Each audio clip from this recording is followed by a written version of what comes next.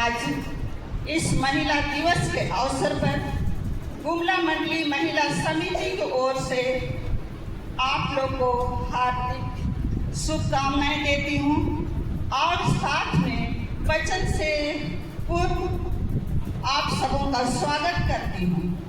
प्यारो, आज महिला दिवस है। हमारे कलीसिया में हर एक मंडली में महिला दिवस मनाया जा रहा है और इस महिला दिवस के अवसर पर गिरजा आराधना का संचालन महिलाओं के द्वारा किया जा रहा है।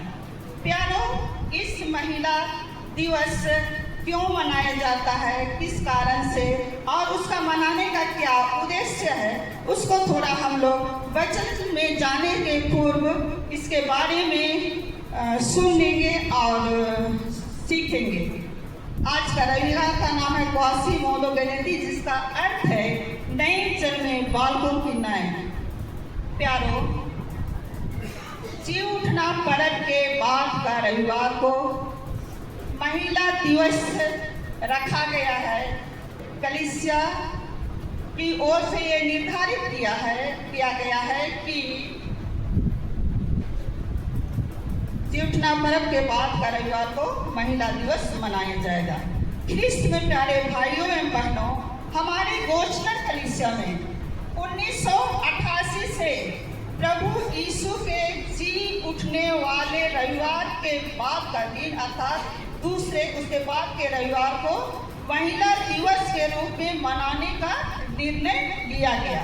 और जैसा कि मैंने बताया कि हर एक मंडली में महिलाओं के द्वारा ही गिरजा आराधना संचालन कार्य किया जाता है। इसका विशेष उद्देश्य है, पहला विशेष उद्देश्य है चर्च में महिलाओं की भागीदारी सुनिश्चित करना। दूसरा उद्देश्य है कलीसिया सेवकाई के लिए आगे आने को प्रोत्साहित करना। और तीसरा उद्देश्य है महिलाओं में होने वाले अत्याचारों, उत्पीड़न के रोकथाम के लिए जागरूक होना। प्यारो, इस समय हम लोग समाचार पत्र या टेलीविजन या मोबाइल में हमें देखने को मिलता है कि किस प्रकार महिलाओं के साथ अत्याचार होता है। तो उन सब का सामना करने के लिए हम एकजुट होकर उसका सामना करने के लिए और प्रभु की संगति में होकर आगे बढ़ने के लिए हमें इससे प्रेरणा मिलती है। दूसरी और विशेषता है, जैसे कि महिलाओं की भागीदारी कलीसिया में सुनिश्चित हो, इसके लिए महिलाओं को पूरी लगन से कलीसिया की सेवा में लग जाना है। इस महिला दिवस मनाने का विशेष उद्देश्य है। चूंकि यह अभियान 1988 से लगभग 35 साल होने जा रहा है, यह महिला दिवस हम लोग मनाते हैं। महिलाएं टोला पंच, मंडली पंच, पादरी पंच या पेरिस पंच से लेकर पेरिसों में भी पेरिस चेयरपर्सन अर्थात पादरी बनकर सेवाएं दे रही है। मंडली में मंडली चेयरपर्सन बनकर अर्थात प्रचारक का ट्रेनिंग करके महिलाएं भी प्रचारक बन के सेवा का कार्य कर रही हैं। मंडली में प्रशिक्षण पाकर प्रचारक का कार्य भी करती है और कलीसिया के प्रशासनिक पद पर भी महिलाएं कार्यरत हैं। तो प्यारो, इस वर्ष भी पूरे गोचनर कलीसिया में आज के दिन महिला दिवस रविवार हम लोग मना रहे हैं और आज हर एक मंडली में गिरजा आराधना महिलाओं के द्वारा किया जा रहा है। आज का वचन जो हम लोगों ने देखा, लूका रचित सुसमाचार के 10 अध्याय 38 से 42, उसमें 2 महिलाओं का जिक्र किया गया है, 2 बहनों का जिक्र किया गया है। एक का नाम है मार्था और दूसरे का नाम है मरियम। दोनों बहन रहती है और उनका एक भाई भी रहता है लाजर, जिसको हम लोगों ने वचन में सुना है पहले भी कि लाजर को जो 4 दिन से कब्र में पड़ा हुआ था उससे यीशु मसीह ने जीवित किया। प्यारो, इस परिवार में प्रभु यीशु का आगमन होता है। प्यारो, ये इनका काम होता है बैतनिया।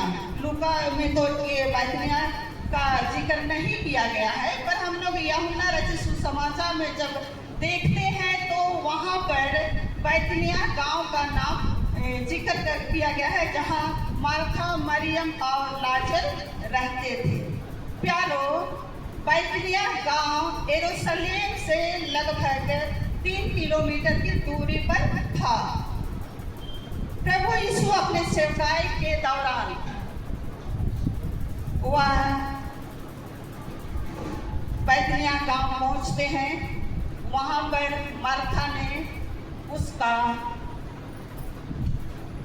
उसको आमंत्रित करती है, अर्थात अपने घर में उसको उतारती है। उतारना का अर्थ हो गया उसे अपने घर में निमंत्रण देती है यीशु को, और साथ में उसके चेले भी रहते हैं। यीशु के साथ उसके चेले भी रहते हैं। तो प्यारो, हम देखने पाते हैं मार्था और मरियम 2 बहनें हैं। उनका जीवन कैसा था उसी के विषय में आज हम लोग सीखने का प्रयास करेंगे, जानने का प्रयास करेंगे कि मार्था अपने सेवकाई में प्रभु यीशु का सेवा करने में किस तरह अपने आप को समर्पित करती है, और मरियम यीशु मसीह को किस प्रकार का सेवा देती है। प्रभु में प्यारो, मार्था अपने घर में यीशु को आमंत्रित करती है। यीशु जब आते हैं तो मार्था जो है सो उसकी सेवा करने के लिए, अर्थात भोजन का व्यवस्था, जलपान का व्यवस्था, अर्थात अतिथि सत्कार करने के लिए जो भी जरूरत है उसका व्यवस्था वो करती है। और हम मरियम को देखते हैं, जैसे ही यीशु आते हैं तो मरियम यीशु के चरणों के पास बैठ जाती है। जैसे हम लोग वचन में देखते हैं, मरियम नामक उसकी एक बहन थी, वह प्रभु के चरणों में बैठकर उसका वचन सुनती थी। और उसी के ऊपर 38 में हम जैसे सुने कि मार्था नामक एक स्त्री ने उससे अपने घर में उतारा, अर्थात उसे निमंत्रण दिया आने के लिए। तो प्यारो, इस वचन में फिर हम देख पाते हैं कि मार्था सेवा करते करते घबरा गई, क्योंकि मार्था जो थी, जैसे ही यीशु और उसके चेले आए तो वह उसकी प्रभु यीशु के संगति में ना जाकर वह उनके सेवा, शारीरिक भोजन के लिए, भोजन का व्यवस्था करने के लिए वो लग जाती है। प्यारो, और इसके विपरीत मरियम प्रभु के वचन को सुनती है। तो यहाँ हम देखने पाते हैं मार्था जो है सो शारीरिक भोजन के पीछे भागती है, अर्थात संसारिक बातों में मन लगाती है। संसारिक बातों में मन लगाने के कारण हुआ क्या कि वह थकित हो जाती है, अर्थात थक जाती है, और वो चिंता करती है, और वो अपनी बहन के प्रति उसके मन में ईर्षा उत्पन्न हो जाता है। ईर्षा अर्थात अपने बहन के प्रति उसको ये क्या बोलेंगे, उसको उससे ईर्षा हो जाता है, और वह क्या बोलती है कि हम अकेले काम कर रहे हैं, इतने लोगों के लिए खाना बना रहे हैं। कहने का वही अर्थ हुआ कि वह जो सेवा का कार्य कर रही थी, शारीरिक भोजन के लिए व्यवस्था जो कर रही थी, इसलिए वो थकित हो जाती है। प्यारो, हम लोग वचन में एक वचन हम देखते हैं मत्ती 6:33 में। मत्ती 6:33 में हम लोग पाते हैं, उसमें प्रभु का वचन यूँ कहता है, इसलिए पहले तुम परमेश्वर के राज और उसके धर्म की खोज करो तो ये सब वस्तुएं भी तुम्हें मिल जाएगी। प्यारो, यहाँ इस वचन में हम देखते हैं परमेश्वर का वचन हमें कहता है कि पहले परमेश्वर के राज और धर्म की खोज करो। यहाँ पर इन बहनों के जीवन में देखते हैं, मार्था जो थी परमेश्वर का वचन उसके धर्म और उसके राज की खोज करने के सिवाय उसको खोज ना करके वह शारीरिक भोजन के लिए सांसारिक वस्तुओं पर वो मन लगा रही थी। अच्छा भोजन कर बना के ईश्वर के चेलों को खिलाने का उनके मन में विचार था। और मरियम जो थी, मरियम का हम देख पाते हैं कि वह जैसे ही यीशु उनके घर में आते हैं, वह यीशु मसीह के चरणों में बैठ जाती है और उसके वचन को सुनती है। प्यारो, इस वचन के द्वारा हम लोगों को क्या शिक्षा मिलता है कि हम भी उस मरियम की जैसे बने, प्रभु के वचन की ओर अपना मन लगाएं, ना कि संसारिक वस्तुओं की ओर मन लगाएं। प्यारो, हम लोग उसके संगति में रहें, जिससे कि हमें सब वस्तुएं, अगर हम परमेश्वर के वचन के और मन लगाएंगे, उसके राज्य और धर्म की खोज करेंगे, तो ये सब वस्तुएं, कुछ वस्तु नहीं पर वचन में कहता है सब वस्तुएं जो हमारे जीवन के लिए जरूरत है, वह सब वस्तुएं हमें मिल जाएगी। प्यारो, आगे हम देखते हैं जब माता सेवा करते करते थक जाती है, वह चिंतित होती है, अपने बहन के प्रति उसके मन में ईर्ष्या हो जाता है, तब वो क्या करती है, अपने मन की बात को यीशु के पास जाकर कहती क्या है। यहाँ 40 पद में हम देखते हैं, हे प्रभु, क्या तुझे कुछ भी चिंता नहीं कि मेरी बहन ने मुझे सेवा करने के लिए अकेले ही छोड़ दिया है, इसलिए उससे कह कि मेरी सहायता करे। प्रभु का वचन यहाँ पर हम मार्था के जीवन के विषय में बतलाता है। वह यीशु के पास जाती है और शिकायत करती है। शिकायत क्या करती है कि तुझे कुछ भी चिंता नहीं, और सलाम में क्या कहती है, और साथ में सलाम भी दे रही है यीशु मसीह को, जो कि प्रभुओं का प्रभु है, राजाओं का राजा है। वह सब कुछ जानता है, हमारे मन की बातें, हमारे चाल चलन, बोली वचन सबको जानता है, सब जगह वो उपस्थित रहता है। उसको वो माता सलाह देकर क्या कहती है, मेरी बहन ने मुझे सेवा करने के लिए अकेले ही छोड़ दिया है, इसलिए उससे कह कि मेरी सहायता करे। मसीह में प्यारो, जब हम प्रभु के वचन को छोड़कर संसारिक बातों में मन लगाते हैं, उसकी ओर चलते हैं, तो हम थकित हो जाते हैं। जबकि प्रभु का वचन हमें क्या कहता है, हे परिश्रम और बोझ से दबे हुए लोगों, मेरे पास आओ, मैं तुम्हें विश्राम दूंगा। प्रभु अपने पास बुलाता है, ये नहीं कि हमको चिंता करने कहता है, और ये भी कहता है कि अपनी सारी चिंता यहोवा पर डाल दो, क्योंकि उसको तुम्हारा ध्यान है। प्यारो, इसलिए जो भी परेशानी या समस्या हमारे जीवन में आती है, उसे यीशु को तो कहना ही है, पर उसे, चूंकि वो राजाओं का राजा हमारा प्रभु है, उसे सलाह देने की जरूरत नहीं है, जैसे कि मार्था ने किया। मार्था क्या करती है कि मेरी बहन को कहो, मेरी बहन मरियम को कहो कि वह हमारा साथ दे। प्यारो, प्रभु ने क्या उत्तर दिया, वो आगे हम 41 और 42 पद में देखते हैं। प्रभु ने उसे उत्तर दिया, मार्था, हे मार्था, तो बहुत बातों के लिए चिंता करती और घबराती है, परंतु एक बात आवश्यक है कि उस उत्तम भाग को मरियम ने चुन लिया है, जो उससे छीना ना जाएगा। मसीह में प्यारो, यहाँ प्रभु यीशु मसीह मार्था को सिखाते हैं, शिक्षा दे रहे हैं, और आज के इस महिला दिवस के अवसर पर हम सबों को भी सिखा रहे हैं, शिक्षा दे रहे हैं कि हम लोगों को इस मार्था के समान व्यर्थ का चिंता नहीं करना है, घबराना नहीं है, क्योंकि अगर हम प्रभु की संगति में रहते हैं, उसके वचन के अनुसार चलते हैं, तो हमें डरना नहीं है, घबराना नहीं है, क्योंकि जैसा मरियम ने उस उत्तम भाग को मरियम ने चुन लिया है, जो उससे छीना ना जाएगा। मसीह में प्यारो, वो उत्तम भाग क्या है? इस वचन में हम देख पाते हैं कि वो उत्तम भाग है जो मरियम ने चुन लिया है।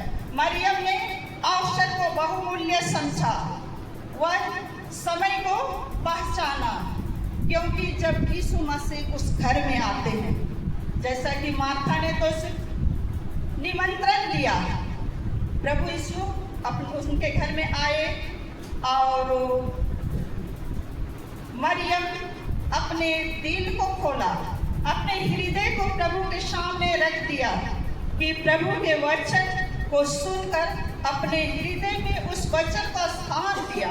तो प्यारो, आज हमारे लिए भी ये शिक्षा मिलती है कि आज हम भी सांसारिक बातों पर मन ना लगाकर प्रभु के वचन की ओर मन लगाएं और हमेशा उस उत्तम भाग को जिसको मरियम ने चुन लिया है, उसी भाग को हम चुनने का प्रयास करें या चुन लें, क्योंकि प्रभु इसमें हम लोगों को बताता है जिस प्रकार जिस वस्तु को मरियम ने चुना उससे कोई नहीं छीन सकता है। वह उत्तम वस्तु हमें अनंत जीवन तक हमारे साथ रहेगा। उस अनंत जीवन का वारिस बनाने के लिए वह हमारे साथ साथ स्थिर रहेगा। और ये जो शारीरिक भोजन जो हम लोग सांसारिक वस्तुओं पर मन लगाते हैं, वह सिर्फ हमारा जीवन जब इस पृथ्वी में हम जीवित रहते हैं तब तक केवल रहेगा। इसलिए प्यारो, आज के वचन में हम इस बात को सीखें, समझें, अपने हृदय में गांठ बांध कर रख लें कि मरियम ने जिस प्रकार वो ईश्वर के वचन को सुनते रही, सब काम को छोड़कर, उसी तरह हम भी सर्वप्रथम अर्थात वचन को प्राथमिकता दें अपने जीवन में। प्यारो, जैसे कि हम लोग भी मंडली में, कलीसिया में जब सेवाएं का कार्य करते हैं, सेवाएं करते करते थक जाते हैं, एक दूसरे के विरोध में शिकायत या आलोचना करते हैं, लेकिन अगर हम प्रभु के वचन को अपने दिल में, अपने हृदय में जगह दे पाएंगे, अपने हृदय में प्रभु का वचन भर जाएगा, तो वही हमारे मुख से अर्थात हमारे मुंह से वही बात निकलेगी। अगर हम अपने दिल में संसारिक बातों को भरते हैं तो संसार की बातें निकलेगी, गुस्सा, ईर्ष्या, जलन, ये सब बातें होगा, एक दूसरे को आलोचना की बातें होगी। लेकिन यदि हम प्रभु के वचन को प्राथमिकता देते हुए उसके वचन को पढ़ें, मनन करें और उसके अनुसार चलें और अपने हृदय में प्रभु के वचन को भरते जाएं, तो वो वचन हमारे मुख से निकलेगा, अर्थात प्रभु का वचन निकलेगा। हम दीनता के साथ, नम्रता के साथ अब एक दूसरे से प्रेम करेंगे। मसीह में प्यारो, आज के वचन में जैसा कि हम लोग देख पाए, इसको हम लोग थोड़ा सा खंड खंड करके देखेंगे। हमें संगति के लिए प्रभु को निमंत्रण देना है। संगति के लिए, संगति, प्रभु की संगति में रहने के लिए हमें भी, जैसे कि मार्था ने अपने घर में उसको जगह दिया, उसको बुलाया, उसी प्रकार हम लोगों को अपने जीवन में प्रभु को निमंत्रण देना है। और उसके लिए अपने परिवार में जब भी हो, हमें प्रार्थना में जीवन व्यतीत करना है। अगर हम माता पिता होकर प्रार्थना में जीवन व्यतीत करते हैं, वचन में हम चलते हैं, तो हमारे बच्चे जो अभी छोटे हैं या जो अभी यही